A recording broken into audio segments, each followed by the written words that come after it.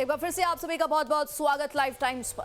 America और Taiwan में arms deal को लेकर चीन ने कड़ा रुख अख्तियार कर लिया है। डील से खफा चीन ने अमेरिकी 20 रक्षा फार्मों पर बैन लगा दिया है। चीन के विदेश मंत्रालय ने बयान जारी कर कहा है कि ताइवान के मामले में अमेरिका की ये कार्रवाई उकसावे वाली है, लिहाजा चीन कड़े फैसले लेने को स्वतंत्र है। हाल ही में अमेरिका ताइवान में आर्म्स को लेकर बड़ा डील हुआ। ट्रंप प्रशासन के ताइवान को रिकॉर्ड 11.1 अरब डॉलर के हथियार बिक्री पैकेज को मंजूरी दी गई। इससे नाराज चीन ने अमेरिका के खिलाफ सख्त रुख अख्तियार कर लिया है।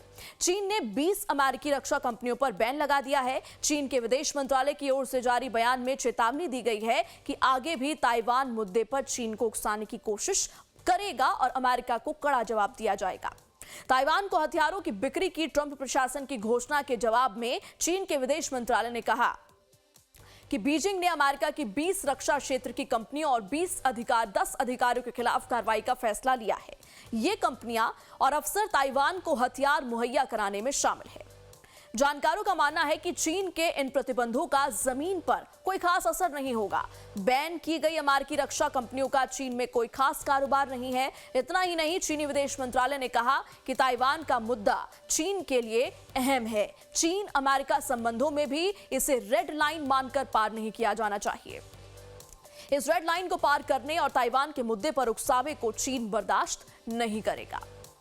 तो ऐसे किसी भी कोशिश की बीजिंग की ओर से कड़ा जवाब दिया जाएगा। ऐसे में अमेरिका चीन में तनाव के बीच आपको बता दें कि अमेरिका ने मेगा पैकेज में ताइवान को क्या दिया है, एक नजर उस पर डालते हैं। मेगा पैकेज में आखिर क्या कुछ खास है। अमेरिका ताइवान हथियारों की बड़ी डील, 82 हिमार्स रॉकेट सिस्टम, 420 ATACMC लंबी दूरी की missile, I-20 MI-09 A7 Paladin self propelled howitzer, 1545 TOW-2B anti tank missile, ALTIUS 600 metre और 700 मीटर लाइटनिंग म्यूनिशन ड्रोन। ऐसे में चीन के आक्रामक रुख अख्तियार करने से दोनों देशों के बीच तल्खी बढ़ने के आसार हैं। जानकारों का मानना है कि चीन की गीदड़ भभकी के आगे अमेरिका झुकने वाला नहीं है।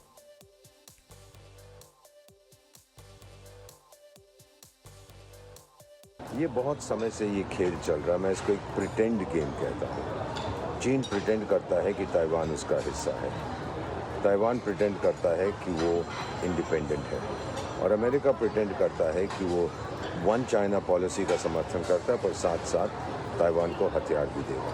तो ये खेल बहुत पुराना है। चीन में दम नहीं है कि वो ताइवान पर हमला करे। अगर करेगा, जो अंतर्राष्ट्रीय कंपनियां वहां आ रही हैं, पूंजी निवेश कर रही हैं, जिन्होंने किया हुआ है, वो चली जाएगी। और फिर संयुक्त राष्ट्र संघ में चीन की बहुत आलोचना होगी, क्योंकि वो ज़माना चला गया कि किसी दूसरे की धरती पर आप ज़बरदस्ती कब्जा कर सकते थे।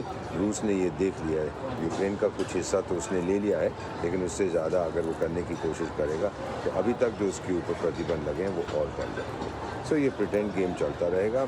डोनाल्ड ट्रंप साहब जाएंगे, चीन के राष्ट्रपति से मिलेंगे, डार्लिंग स्वीट हार्ट बातें होंगी, और फिर ताइवान का कोई जिक्र होगा तो ट्रंप कहेगा अच्छा मैं देखूंगा, मैं सोचूंगा। उसके बाद आगे कुछ नहीं होने वाला है। तो चीन हमेशा ताइवान को अपना हिस्सा मानता रहा है। संप्रभुता, सुरक्षा और क्षेत्रीय अखंडता की मजबूती से रक्षा करने के लिए कड़े कदम उठाने के संकेत देता रहा है। इतना ही नहीं, चीन बार बार ताइवान पर सैन्य हमले की धमकी देता है। इसी चिंता को देखते हुए अमेरिका ने ताइवान को हथियारों का मेगा पैकेज दिया है।